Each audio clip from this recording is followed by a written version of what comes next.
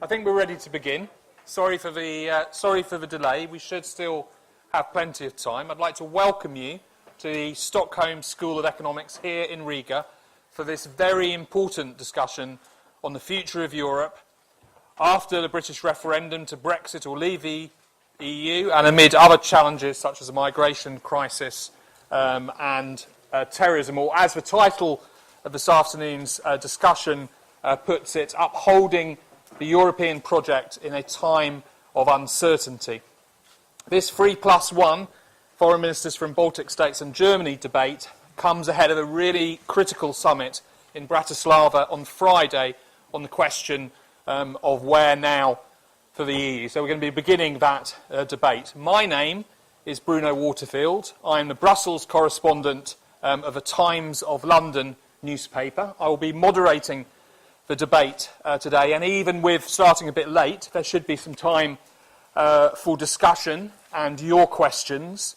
I'd also like to welcome our online audience and people who are watching the discussion from downstairs. If you are using Twitter, the hashtag is Riga3+1, R-I-G-A, number 3, P-L-U-S, number 1.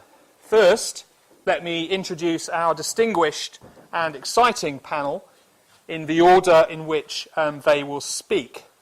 First of all, opening the discussion will be Edgars Alinkevič, the Minister of Foreign Affairs of Latvia. Secondly, we'll be hearing from Dr. Frank-Walter Steinmeier, the Minister of Foreign Affairs of the Federal Republic of Germany.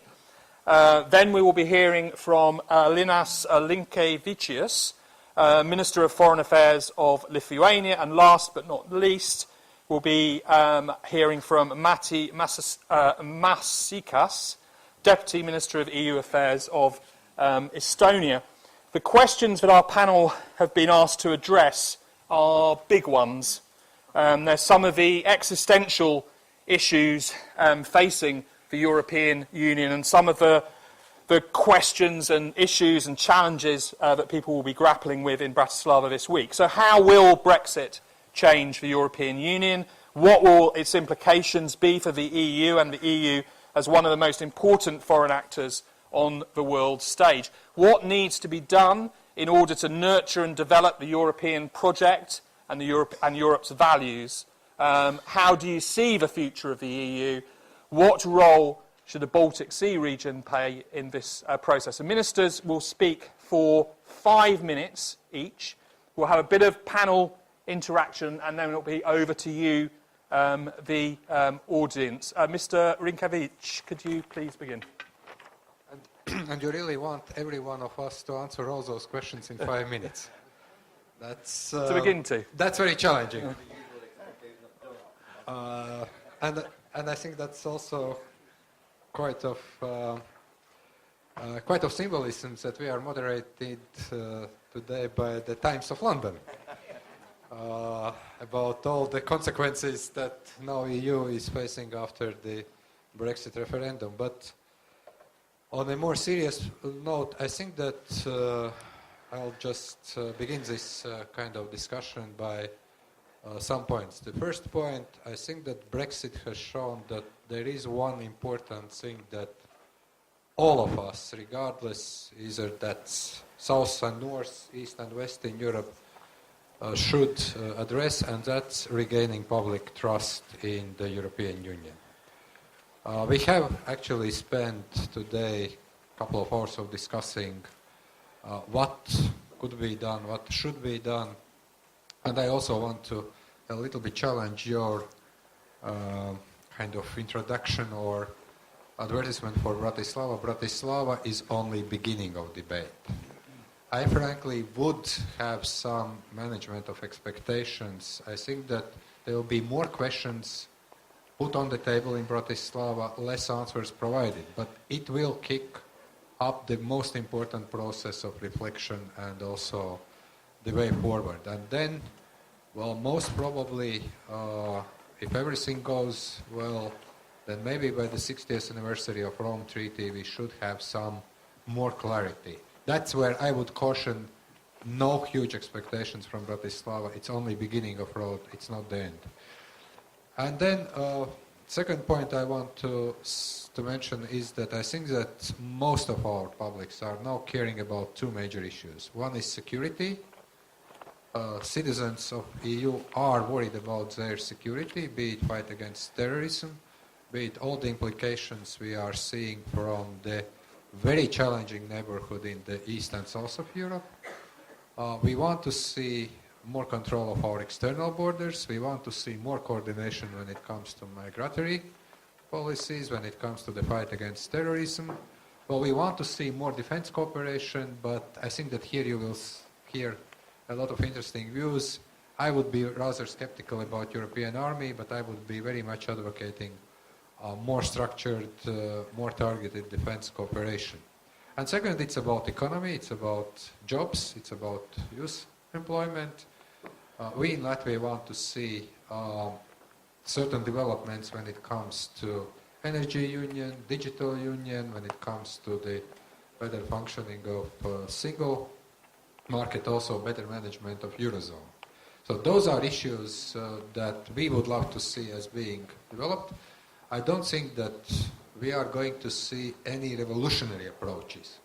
I don't expect that, some kind of grand vision will be something that we can agree at 27 or, let's say, at Bratislava or beyond summit. But what I think that, which is very important, that we have incremental, tireless work actually to address some of the shortfalls of the Union. Mr. Steinmeier. I think everybody knows that the EU is facing decisive times, being limited now to 5 minutes. Let me raise some very few issues. First of all, I think we shouldn't mix up two different discussions which are linked but not the same. This is the discussion about Brexit on the one side, and the other discussion is about renewing the European Union. Fortunately, it's not linked, because you remember during the campaigns in the United Kingdom for the Brexit or for the remaining in the European Union, there were some anticipations that after the referendum and after the majority for the Brexit, this will create a sort of domino effect inside the European Union. That has not happened. In contrary, perhaps, we were just discussing during lunch that in contrary, the support for the membership in the European Union has increased after the British referendum in the 27 member states, most of the 27 member states. But I do not overestimate these polls or these surveys, because we shouldn't hide away. Europe is in a real crisis, and we don't know yet, and I'm not able to anticipate when and how we are overcoming this crisis in which we are. Starting the discussion about renewing the European Union, I think we should understand the British referendum as a sort of wake-up call for the 27 member states, and we have to enter in a serious discussion what has to be renewed in the European Union. And I just was telling my colleagues very different experiences during the first phase of discussions between European foreign ministers, and I think they are quite similar on the level of prime ministers, chancellors, and presidents. Meaning, I had some meetings with Western European members who are saying, this is indeed a wake-up call,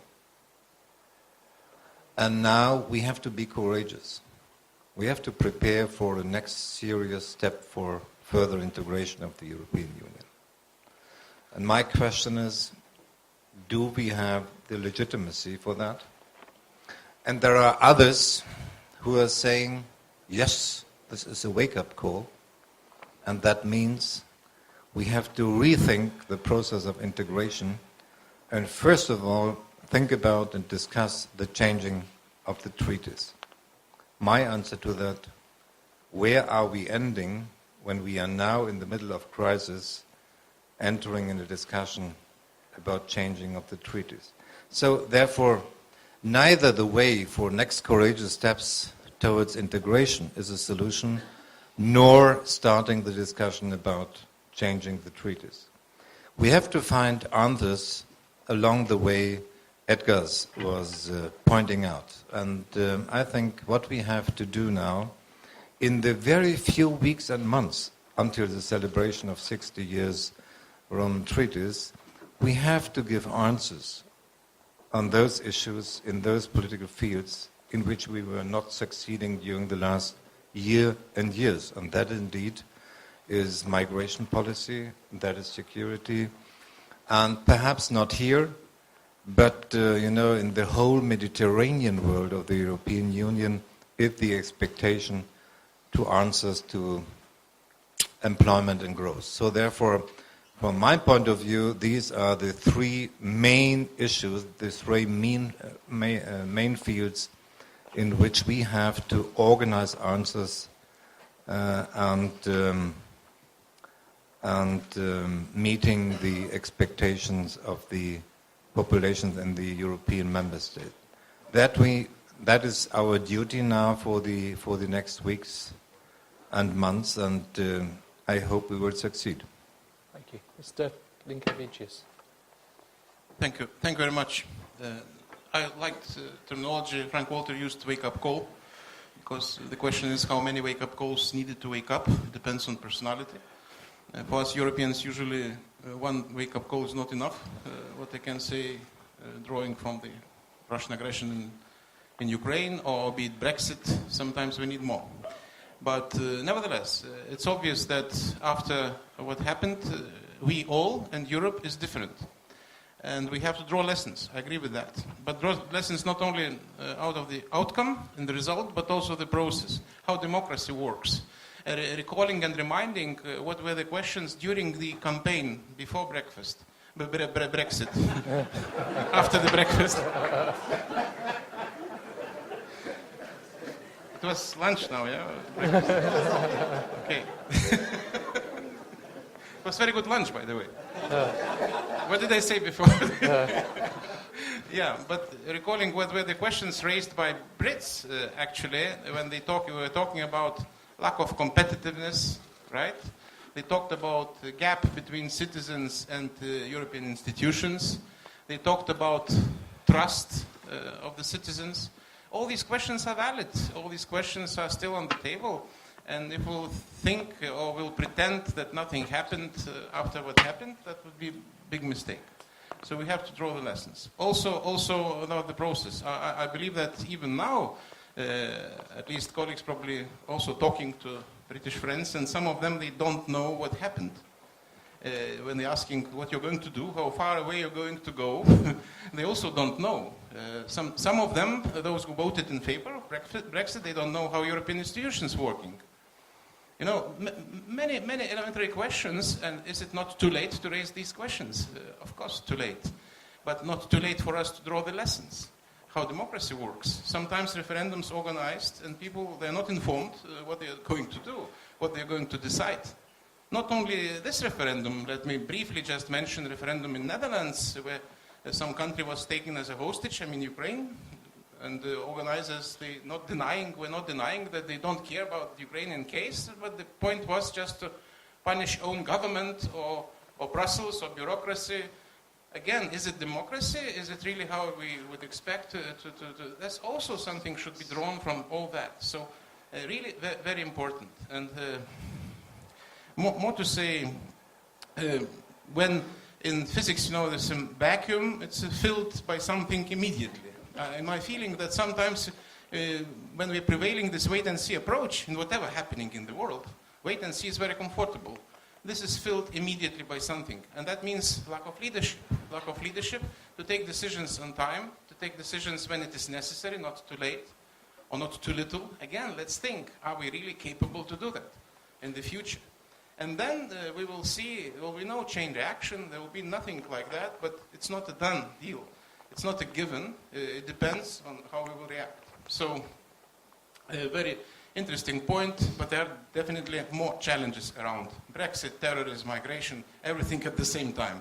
No one promised it will be easy, so we cannot complain. But we should take it as a realistic situation and to take on board all these issues. And frankly, it's a test of unity, test of our cohesion, test of the values we are declaring. Are we really going to defend these values or just to declare?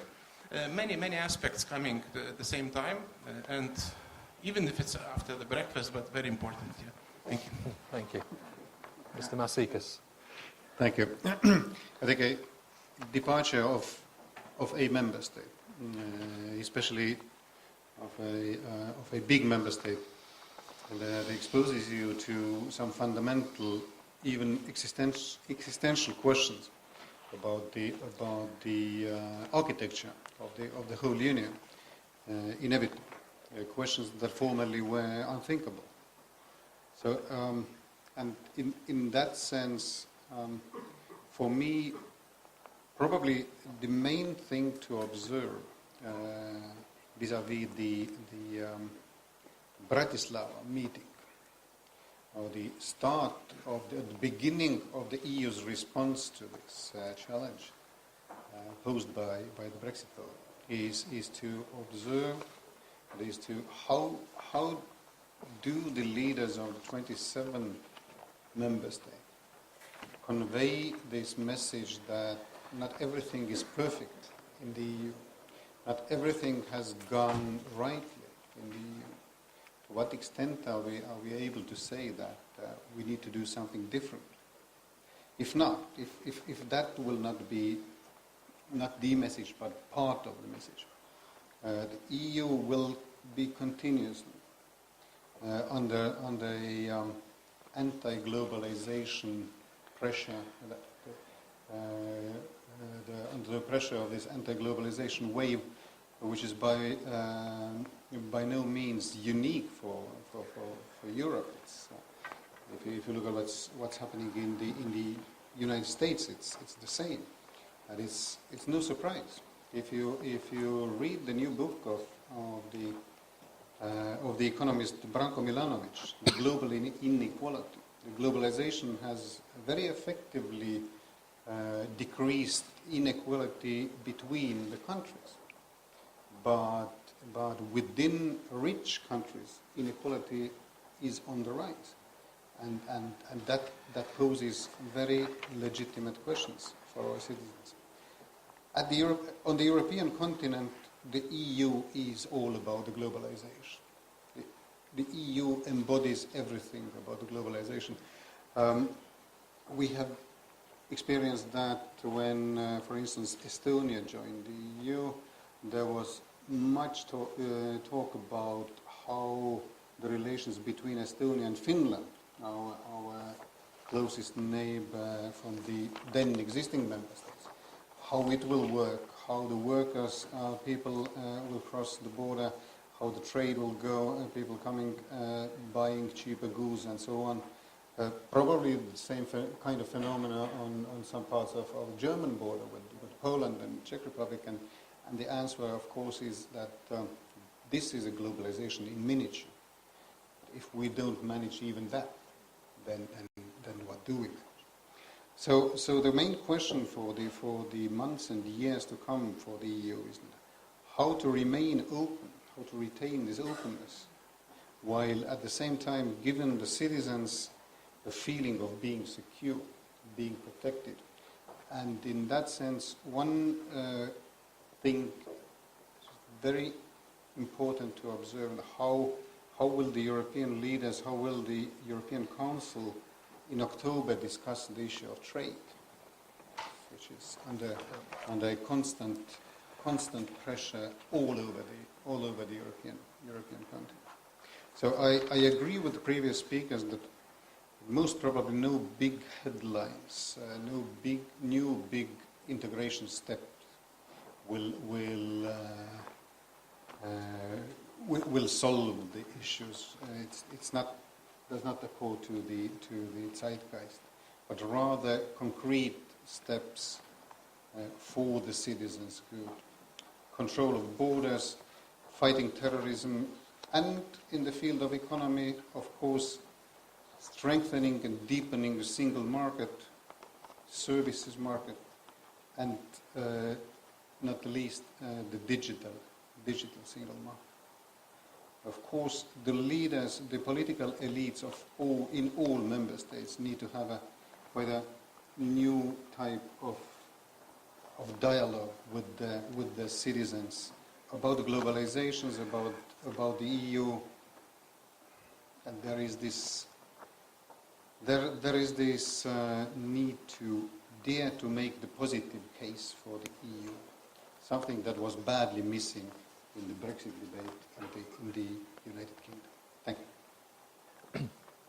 Thank you. I'd like to thank all of you for being amazingly on time. I'm extremely impressed. Foreign Affairs Councils are obviously a well-oiled machine. I'd just like to ask you all, though, a question about, it was a very big European politics story this morning that sort of gets to the heart of some of these discussions. Jean Asselborn, the foreign minister of Luxembourg, speaking to Die Welt, a German newspaper, said that he would like to see a country like Hungary, which he sees as having massively violated European values, as being suspended from the EU, and he'd like to see the unanimity rule on so-called Article 7 for that procedure changed, presumably as part of this process. So I just wanted to get a response from any of you who would like to make a response on that particular issue, bearing in mind that Viktor Orban in Poland last week said that he wanted to use this discussion and Brexit, a fantastic opportunity.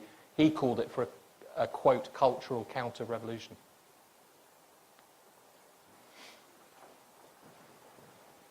You know, there was already a question in the press conference this morning, so we had an obligation to answer this question already. And you know, although Jean Asselborn is a close friend of all of us, we are differing in this position. We all know that there is a serious discussion between the Commission and the Hungarian government, between member states and the Hungarian government. But I think we have to discuss the complications very seriously with Orban and his government. But from my point of view, the way out is not to urge Hungary to withdraw from the European Union or to give the message that we are not willing to keep them in. So therefore, I think we have to pay respect that countries are members of the European Union and that we have to deal with the governments. Okay. Well, let me put it to the Baltic states in a slightly different way. The Visegrad 4 grouping has now got a reputation for being quite confrontational. You like working in this 3+1 format, the NB8 format, which is takes a different approach. So I wondered if you had a comment on the way in which the Visegrad group is increasingly confrontational, and whether that is helpful in the present context.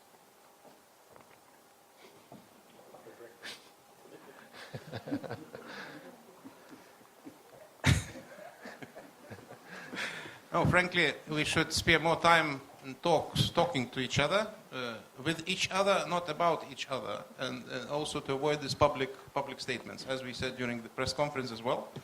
And obvious, this is a need, and there are more issues to be answered, to be raised, and there are some initiatives, and all these groups, meetings, they should provide some added value to all our 28 until now, or 27 later. To improve this cohesion, and frankly, everything is valid and worthwhile if it really adds value to this. If it's adding to the differences, separations, it's always wrong. But there are some questions simply needed more insight, more analysis. Sometimes when you're talking after that, you see that outcome is the same. You see that, frankly, maybe different arguments used, maybe different priorities given.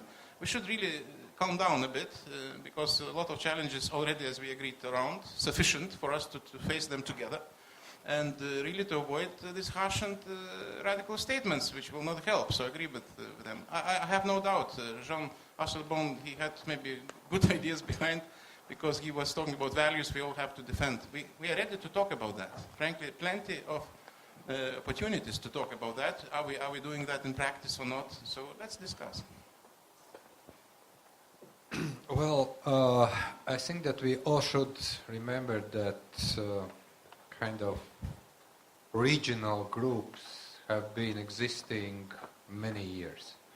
We have Nordic-Baltic format, which actually includes also two non-EU states like Norway and Iceland. As NB8, we meet at least once a year with Visegrad countries. By the way, I see also some future in a format that has been established a couple of years ago, which is NB8 plus UK.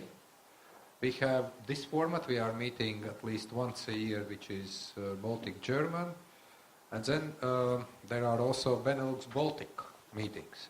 So you see that actually we try to discuss many issues in different formats.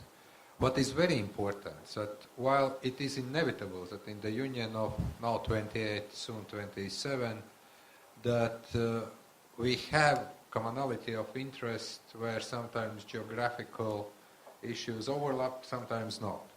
But what is important is that at the end of the day, actually those decisions that are relevant to the whole union are being taken by all member states. So from that point of view, I wouldn't make tragedy for that or another grouping. Now about Visegrad countries, look, I think that they have their position. We have seen sometimes that some views of leaders of those countries differ from our views. For instance, let's take a look at the debate on sanctions against Russia vis-à-vis Ukraine. Out of Visegrad 4, there is at least one country that is fiercely defending that, and two that are actually saying that it's time to reconsider. In this format, we have a bit different point of view. So I think that we will have also in future this difference of opinion, which is normal. It's normal also in one nation state that you have different parties arguing everything. But then it is very important that when the critical decision-making time comes, we come to the kind of trade-off. Coming from this part of Europe, I think the fear of being excluded, being left out, is your worst nightmare. And that applies the other direction as well. It also makes you pretty sensitive to the thoughts of exclude somebody. So I think in this crisis will not be solved by big headlines to either direction, nor the big new integration steps, nor then excluding somebody or further reducing the number of member states in that sense. And as Edgar's just pointed out, many of these there are many, not even maybe groupings, but discussion rounds and clubs of member states coming together, discussing issues. It's all right until somebody will be demonstratively excluded from these discussions. Okay. Just moving on to another area which is likely to be a centrepiece of this discussion, which is the question related to the question of security, which is that of European military cooperation, not an EU army. We are always told. Mr. Steinmeier, could you outline for us a little bit about how you would address concerns that some of these permanent structures, military headquarters in Brussels, could end up in competition with or rivaling NATO? And I know that some diplomats were uneasy with the paper that you produced with Jean-Marc Ayrault in June that didn't even mention NATO. So could you address some of those concerns, particularly here in the 3+1 format with frontline countries? Yeah, the paper you're referring to was a paper about EU, so therefore you shouldn't be surprised that NATO was not the main issue in this paper. But back to security, I think this is one field, one issue. The people have very clear expectations, and in former days, yes, there was a discussion inside Europe if European security policy might be in competition with NATO. I think the discussion has changed during the last years, and not only, but perhaps with new dynamics after the Brexit. You saw perhaps the last paper of the two defense ministers of France and Germany, and they have pointed out some more details about possible European security cooperation. We all know, and we discussed it this morning, that the way to a European army is far away. Edgars was saying he don't see the need for that. I'm a member of a party in which the European army is since more than 30 years part of our party program. So therefore, in the longer perspective, there are different views inside the European parties and governments. What I was saying this morning, the European army is far away, but the way ahead is something which is important. So I'm completely convinced that the people, our populations, are expecting closer cooperation in the field of security, including defense, and so therefore we shouldn't be shy. Yes, please. Yes. Now, it's very important to realize what we would like to achieve. And we touched upon earlier during our conversation, I reminded when we were about to establish European Defence Agency, it was a competition about terminology. There were also two groups. One group wanted to have European Capabilities Agency, another group wanted to have European Procurement Agency. So what we'd like to achieve, to add capabilities, or to promote procurement, or to do something else. In this regard, whatever we will do, European cooperation making stronger, will be stronger, especially it's obvious for small countries, by the way, also for the big ones, but for the small especially, to avoid these duplications. We as members of NATO, members of EU, frankly speaking, we will be happy to take part in the missions, regardless which flag is. The European Union or NATO depends on the mission. And we would like to have capabilities compatible to both of these organizations. Same standardization procedures, for instance. As a former defense minister, I can say this is very, very simple as it sounds, but not so simple in the practice, because we're always not competing, but sometimes, trying to emphasize this subordination issue. Who is more important, who is more relevant. No, it should be really, with all respect to the taxpayers also, not only for the practical means. We have really to avoid these competitions. I remember, and you probably do as well, and there was discussion some time ago about EU headquarters in Tervuren. It's already done. It's already discussed. There were arguments provided, do we need HQ, which is a few kilometers from HQ of NATO? Do we need that? And the answer was no. Now again, we are raising these issues, and frankly, it's really very important to focus on the capabilities building, to focus on the added value, to add efforts, and whatever we will do, if it will strengthen our cooperation within NATO, it will be for good. If we'll split or do something as a competition or duplication, it will be bad. So we have to look at this very practical point of view. Okay. Well, much has been said, and thank you, Frank-Walter, that you outlined our discussion where I said that I really do not see any value for the European army right now. There are so many challenges we are facing now as the NATO member state after Warsaw decisions, resources that we have to invest into implementation of those decisions. There are many issues that are related to decision making, and the main issue would be what's the purpose of the army? To defend European Union, or to be the kind of expeditionary force for the kind of EU-led operations? Who would make decisions?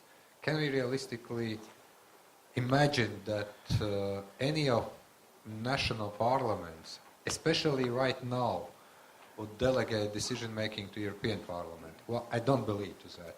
However, and frankly, what Lina said, also this kind of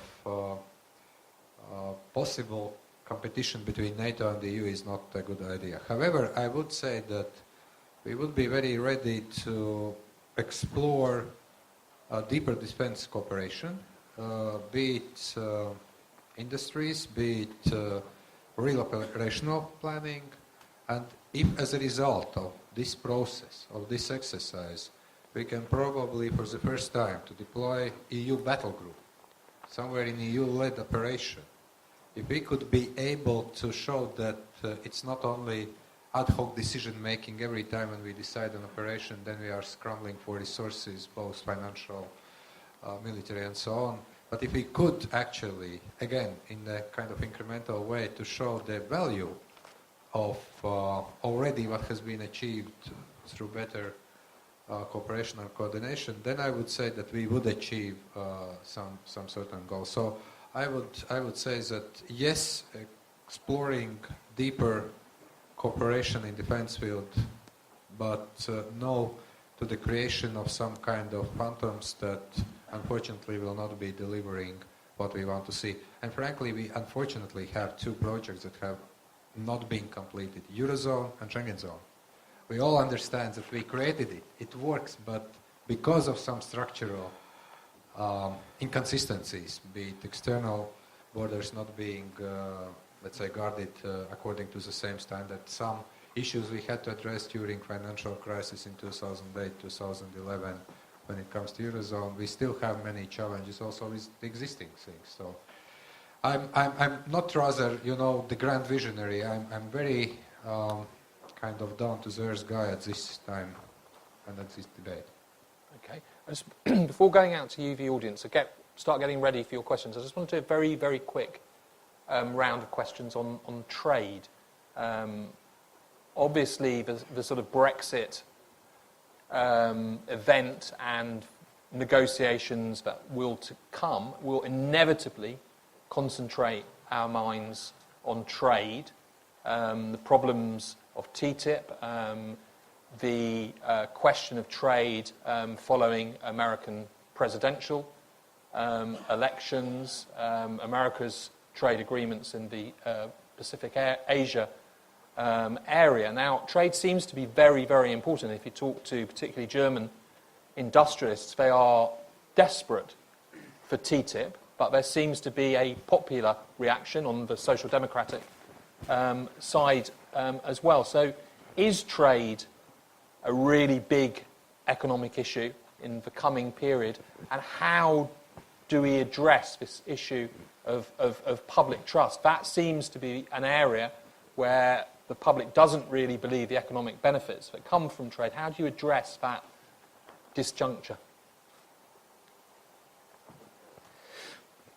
We have a very heated debate in Germany, and sometimes I don't know if we are still in a political debate, or are we discussing about questions of belief? Because I'm sometimes really desperate that those who are opposing the discussion about free trade and free trade agreements are not really listening to the arguments and not listening what has changed during the negotiations, especially with Canada when we were negotiating the CETA agreement. That was the reason why I was publishing an article last Saturday in the German newspapers by pointing out, regarding the German economy, which is already now based mainly on export,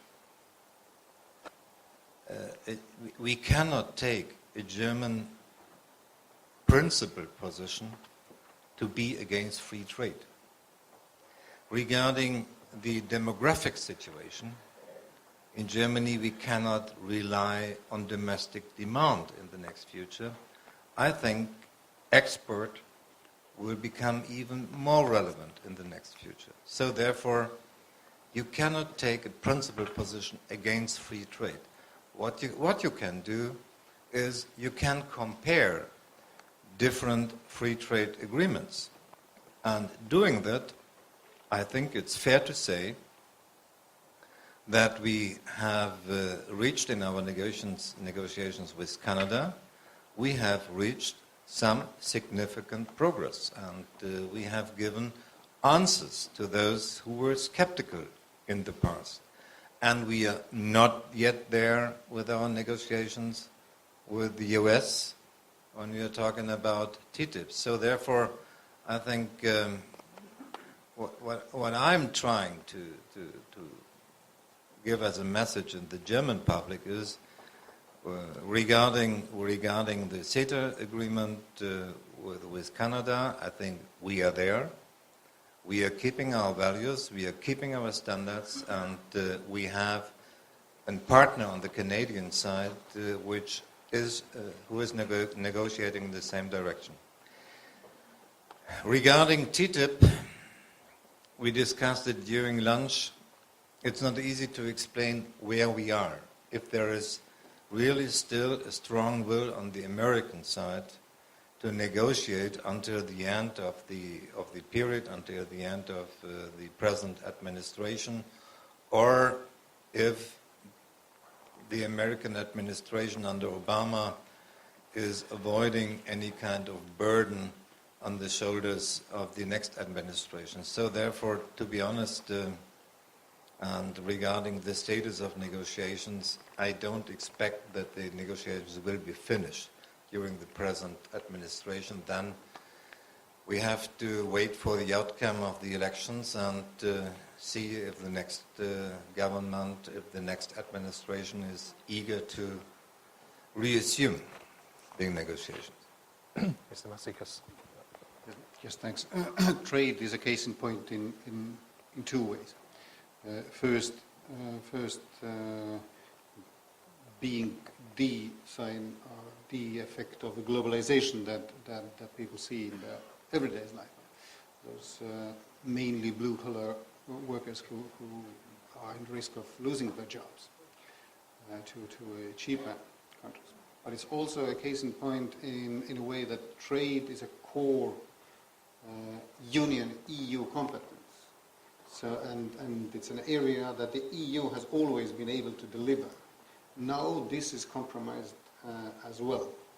And I don't see any other way than for the political elites of the member states coming out and making the case for trade with comparable passion and conviction of those who are opposing it.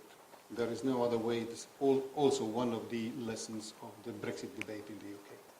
Thank you. All right, I'd like to take some questions from the audience. I've already got the gentleman here. Can you stick your hands up, please? And can you be really concise? If you can stick to around a minute, we can take a bank of 5 questions, and then we can bring the ministers in to answer them all. And then the gentleman here, the microphone. Thank you. I'm Ojas Kalniņš. I'm chairman of the Foreign Affairs Committee in the Latvian Parliament. You've talked about internal pressures that are creating stress within the European Union. I'm curious about external pressures, the outside forces that may be trying to promote this unity. We know that the U.S. supports a strong European Union. I was in China last month. They're very disappointed by Brexit, want to see a stronger EU. At the same time, Daesh and international terrorism is actively trying to create chaos in the EU, and we know Moscow also is trying to promote disunity, especially in terms of sanctions. Are these forces uniting Europe, or are they actually succeeding in creating greater differences between the EU countries? Thank you. Gentleman here, can you stand up and say who you are as well, please? Thank you. My name is Tim Colley. I'm the head of mission in the British Embassy here, so perhaps appropriate for me to be amongst the first to ask a question. I would first like to say thank you very much for the constructive tone of the discussion of the Brexit vote. The UK has decided to leave the EU. We're not leaving Europe, and we want to build as close a relationship with our European partners as possible for the future. One way to read Brexit vote is that it revealed a great deal of concern about migration and migration within the EU. I'm conscious that communities from the Baltic states are amongst our best communities. They contribute to our social life and to our economy enormously, but it means that some of the Baltic countries have lost some of their best and brightest people, and that causes some problems here. So I would welcome your reflections on how to cope with that challenge to make it something that works well for everybody. Thank you. Can we take this microphone up to the back there? Can you put your hand up so they can see you? Woman in the purple top. Are there anyone else who wants to ask a question?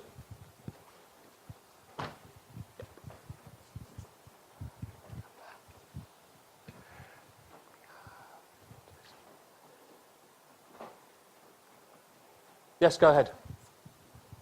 Is it on? It is. Okay. Maria Golubov, a policy analyst from Riga. Well, listening to what is expected from the future, so to say, Bratislava and further, I had the impression that it's all about salvaging what we've got. And I understand the realistic situation is like that. But for the citizens, I think it's very important to hear what do they stand to gain in the future from the European Union. Because the anti-EU message is very strong, the anti-globalization message, as was rightly pointed out, is very strong, and it's all about you will lose this and you will lose that. And then what the EU does, what the EU leaders do, is they say, well, no, if you vote for those populists, you will also lose. So what do EU citizens stand to gain? Okay, digital market, what else? Okay, thank you very much. The gentleman here at the front, and then can that microphone go along to the gentleman there with glasses? Please. Okay. I'm Alexandros Realis, broadcaster from Greenland. You said that answers have to be provided to meeting the expectations of Mediterranean countries for migration, employers and growth. Until now, there was a feeling that Europe has to do more for burden sharing. Are you going to work towards that direction? Thank you. Gentleman there at the back. Is there anybody else at all with a... Yes. And then the woman there in the blue top. Can you keep your hand up for the microphone? Thank you. Hello, Leo Dieter. My name, I'm an exchange student here. And my question is, we were discussing a lot about economic issues right now. But how about cultural... how do European countries try to address the, let's say, cultural integration within the European Union? Not only talking about TTIP and the economic point, but how do European citizens try to, what's your proposal of cultural integration? Thank you. Woman over here. Hello, Janet Uzola, I'm a professor of the University of Latvia. I'm looking at the title of the discussion at the European project in type of uncertainty, and recently a debated EU global strategy was a document which was supposed to some extent to answer what is uncertainty in terms of international environment. So do you agree with Madam Mogherini, who said that this document will help to implement foreign and security policy of the European Union, because so far it looks that the debate is very low because of Brexit? Okay, now I know we're not supposed to cherry pick in the European Union, but what I'd like you to do is cherry pick and come back on some of these questions.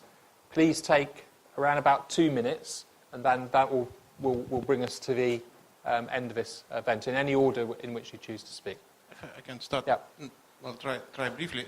External pressure, whether it's unites us or whatever. So I would say both. It depends on the situation. Partially, it unites us, making us to show more solidarity. On the other hand, the challenges all the time, and testing whether we are really standing firm on what we're supposed to do. And this is really both. So it's balance of this. About EU is, and I hope it will be the major player in the world, be it in political area or in the trade, by the way. This is really the case, and it will be disunited, it will really break this unity, we will be not so impressive. And frankly, also we can do a lot in trade. I skipped this comment on trade, but I believe trade is the key. For us in Lithuania, we are a trade nation. 80% of our GDP based on export, on free trade, so very much in favor for free trade. And I see so many misleading arguments sometimes, false arguments, and we have really to take a very proactive approach in this regard and to defend. I believe it's important also in Germany. By the way, it's important in UK. It will be a big challenge, and time will come, and those who were for Brexit will have to explain to own public. It will be big blow to the budget.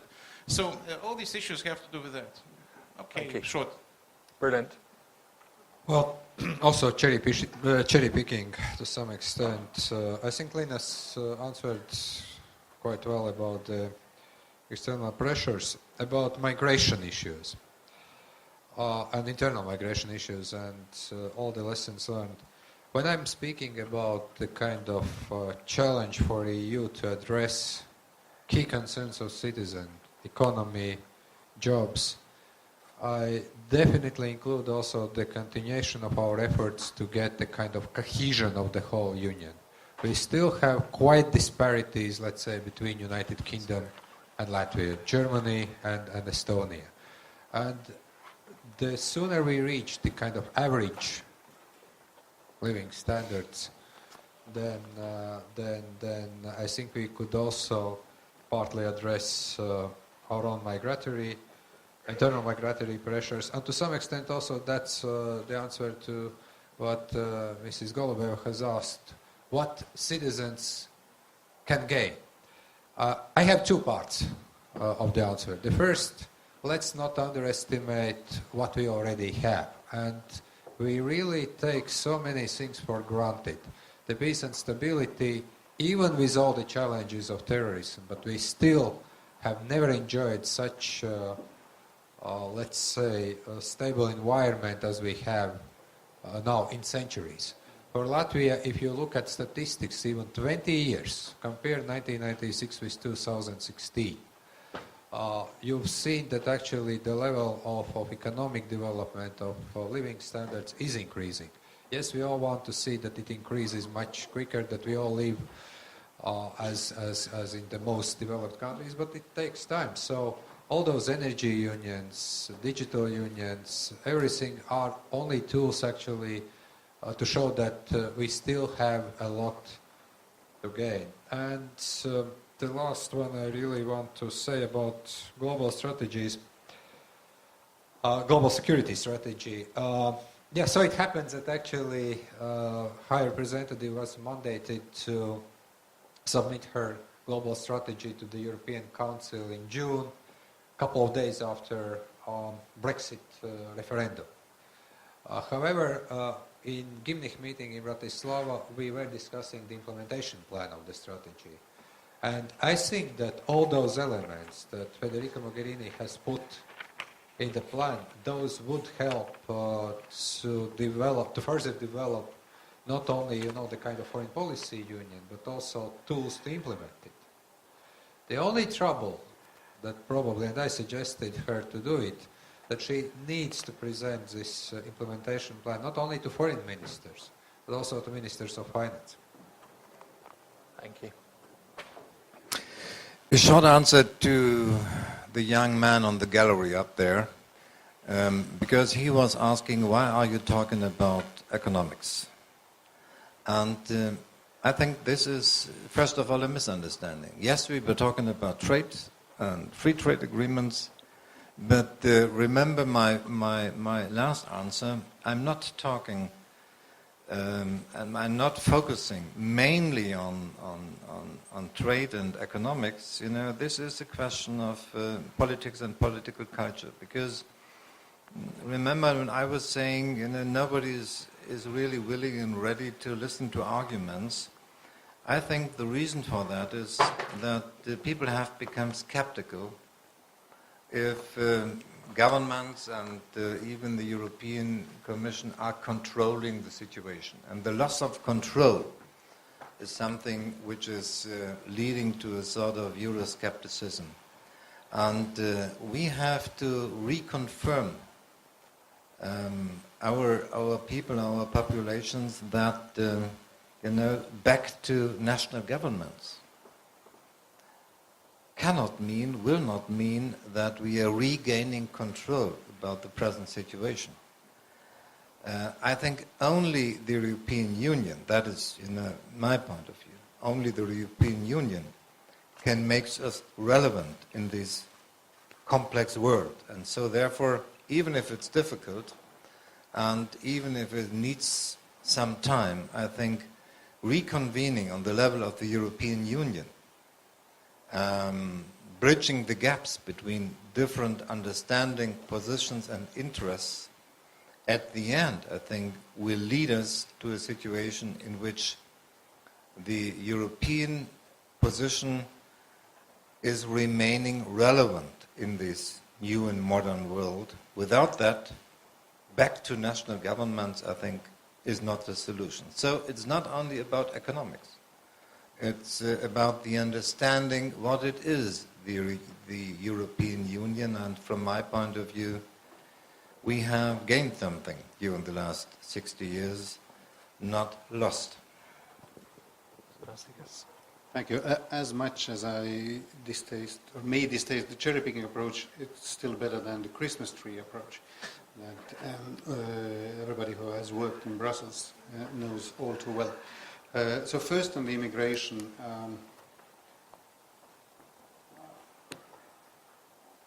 I served as Estonian ambassador to Finland at the time that Estonia joined the EU. And I faced dozens, if not hundreds, of these kinds of questions. Would it not be good for yourselves if your people would not come to Finland, if your people would not emigrate? My answer was always the same. I made my first foreign trips in the 1980s, still at the time where I needed a permission to leave the country. So, and that's something we wanted and still want to be free of. So, if the background of the question was that since it's in your own interests to not letting your people leave, so let's put up some mechanisms to avoid that. So my answer is no. It's the way we want it. Of course, we appreciate if people, by their choices, choose stay, but there is no way probably we could enter any kind of discussions to end. The second thing, what was there to gain? Only digital single market. According to some surveys, digital single market could bring up to 4% increase in the GDP. That's quite good enough.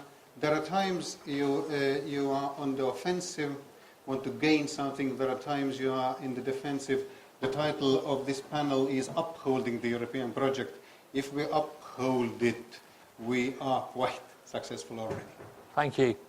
I think it's what's very, very clear, and it's been quite explicitly stated, is this is the beginning of a discussion, it's the beginning of a debate, probably the most exciting as well as challenging debate in recent times.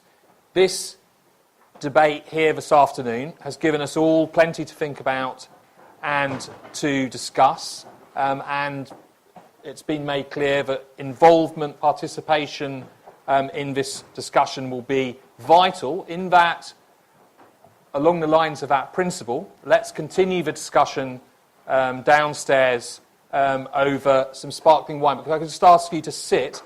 First, we let the ministers leave, and then we can join them. And when they're on their way out, if you could thank the ministers for, one, sticking to their speaking times, but also being very engaging. Thank you.